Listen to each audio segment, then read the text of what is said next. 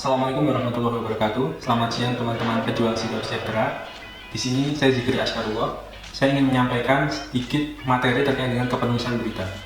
Di sini saya melihat bahwa dalam kondisi sekarang kita butuh informasi yang kemudian lebih cepat yang bisa tersampaikan kepada masyarakat desa dan juga kepada orang-orang yang kemudian terkait dengan desa itu sendiri. Nah, sehingga kemudian kita butuh kemampuan untuk menuliskan berita dengan baik agar dan juga mudah untuk dipahami oleh orang-orang yang membacanya.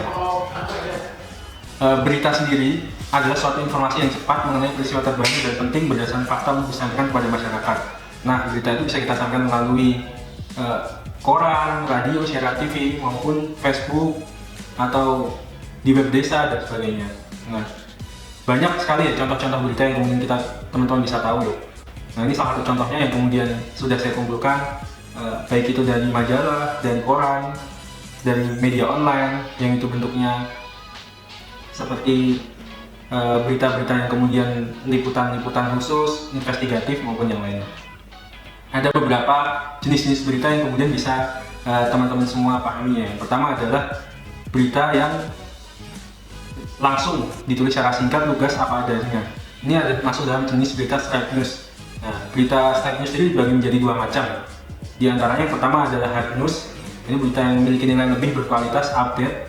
Nah, karena sangat penting maka harus disampaikan segera dan diketahui oleh masyarakat. Nah, lalu ada yang soft news. Ini merupakan berita yang kemudian mendukung, ringan nilai beritanya.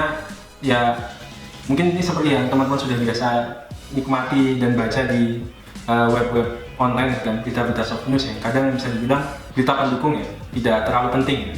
Yang kedua adalah deep news. Nah, ini adalah berita yang mendalam. Nah, berita ini dikembangkan secara mendalam dan tujuannya untuk lebih mengangkat suatu permasalahan secara lebih mendalam. Yang ketiga ada investigation news. Nah, ini banyak ya, misalnya kaitannya dengan investigasi, misalnya kasus-kasus tertentu seperti kasus korupsi atau kasus yang lain. Yang keempat ada interpretative news, merupakan berita yang dikembangkan dengan pendapat maupun penelitian yang dilakukan oleh penulisnya. Jadi ini berita yang merupakan pengembangan dari pendapat, opini, atau penelitian yang dilakukan oleh penulisnya. Nah, yang terakhir adalah opinion news. Ini kaitannya dengan pendapat seseorang. Saya pendapat pejabat kampung, pendapat direktur BUMDes maupun yang lainnya. Ini masuk ke dalam opinion news. Mungkin kalau misalnya teman-teman dalam menulis ya, kita sudah sampai dalam tahapan menulis, ada rumus yang cukup kuno, yaitu rumus 5W1H. Nah, semua orang yang kemudian belajar jurnalistik pasti harus menguasai metode ini. Contoh dalam 5W1H misalnya, ketika kita meliput suatu berita tentang kecelakaan lalu lintas itu pada sebuah truk bernomor polisi sekian, nama pengemudinya sekian, umur sekian, dan dia dibantu oleh kernet sekian, berapa orang, namanya siapa, umurnya berapa, tinggal di mana, nah, dan kejadian itu pada hari apa dan sebagainya. Semua itu disampaikan dalam berita. Nanti kemudian ada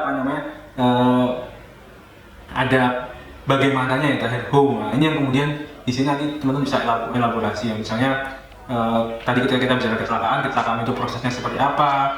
Misalnya di saat hujan deras di jalan menuju lokasi seperti apa, kondisi jalannya itu misalnya cukup tajam, diperkirakan truk tidak kuat menanjak, terperosot karena ban mobil tidak bisa menahan beban, kemudian truk terguling. Nah, ini ada bagian dari pengembangan dari how itu sendiri. Ini biasanya lebih ke berita-berita yang dari sifatnya hard news yang harus kita disampaikan saat ini. Nah, salah satu alat untuk menuntun kita menyusun berita adalah dengan piramida terbalik. Hal itu merupakan struktur berita yang menempatkan informasi dengan urutan prioritas paling penting di bagian atas, kemudian disusun berikutnya dengan derajat penting yang berbeda-beda. Nah, jadi berita informasi yang paling penting, yang paling prioritas itu di bagian atas. Nah, kira-kira apa nih inti dari informasi yang disampaikan? Nah, lalu ke bawah itu terkait dengan pengembangannya. Nah, itu.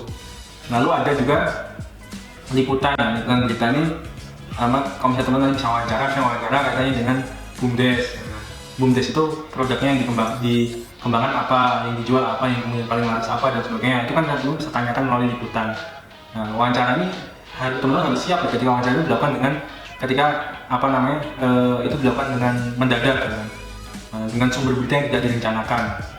Nah, tapi teman harus siap itu. Jadi kedua materi yang dipersiapkan. Kalau dipersiapkan kan teman-teman bisa coba untuk membuat tulisan, list pertanyaan dan sebagainya. Itu lebih Kalau mendadak ya, contoh minimal tadi coba untuk memenuhi rumus kuno tadi 5W1H itu tadi. Nah, tadi kalau misalnya ini ada, kita coba untuk membuat tips and trick ya terkait dengan menulis berita itu sendiri. Yang pertama ada topik wawancara. Nah ini kita coba buat topik untuk melakukan persoalan, pelajari dan dari berbagai aspek dan dari topik wawancara itu sendiri. Yang kedua adalah narasumber. Nah, jadi biasanya kalau misalnya dalam berita itu narasumber kita coba untuk pilih di narasumber yang kompeten sesuai bidangnya, lalu coba untuk cari pembandingnya agar kemudian berita yang kita sampaikan itu bisa lebih berisi ya. Karena ada dua pihak yang berbicara. Nah, dan yang itu bisa jadi saling mendukung atau bisa jadi berseberangan. Terus yang ketiga adalah alat bantu. Itu bisa misalnya direkam pakai HP atau ditulis dan sebagainya. Terus itu cermati apa yang kemudian disampaikan oleh yang kita wawancara itu sendiri kan. Lalu kita coba untuk pengembangan wawancara kan, ketika kita mencermati dengan baik kan. Jadi yang kelima adalah biarkan berbicara. Kegagalan terbesar dalam wawancara adalah menutup narasumber untuk berbicara secara luasa. Kadang-kadang kita terlalu banyak menanyakan pertanyaan ya kita bisa coba biarkan narasumber itu bicara, sehingga kita bisa informasi yang kita dapatkan itu lebih banyak. Nah, jangan lupa ketika selesai wawancara coba tanyakan nomor HP-nya ya, agar kemudian nanti ketika ada yang ingin kita tanyakan dan kita sudah sampai rumah, kira-kira ada yang kita terlupa dan sebagainya, kita bisa tanya lagi. Nah, lalu yang terakhir adalah coba untuk buat transkrip atau salinan wawancara dari rekaman itu tadi. Nah, dengan transkrip itu kita akan lebih mudah untuk menuliskan berita. Nah, itu yang kemudian hal-hal penting yang bisa kita sama-sama ketahui ya terkait dengan penulisan berita. Mungkin sejak mulai sekarang misalnya nanti teman-teman bisa coba untuk menuliskan hal-hal menarik terkait dengan potensi desa teman-teman, terkait dengan produk dari BUMDes teman-teman dan sebagainya, sehingga kemudian apa yang kemudian dikerjakan oleh PSS 2020 itu bisa di-share dan diketahui oleh banyak orang. Baik itu kemudian dengan produk-produk yang kemudian sudah dikerjakan maupun kira-kira rencana apa yang kemudian ingin dijalankan di desa maupun di sektor usaha desa seperti BUMDes dan sebagainya. Mungkin itu saja penjelasan saya terkait dengan jurnalisme desa pada kali ini. Nah, tadi silahkan dicoba untuk dipraktekkan apa yang kemudian sudah disampaikan. Mungkin itu. Terima kasih. Wassalamualaikum warahmatullahi wabarakatuh.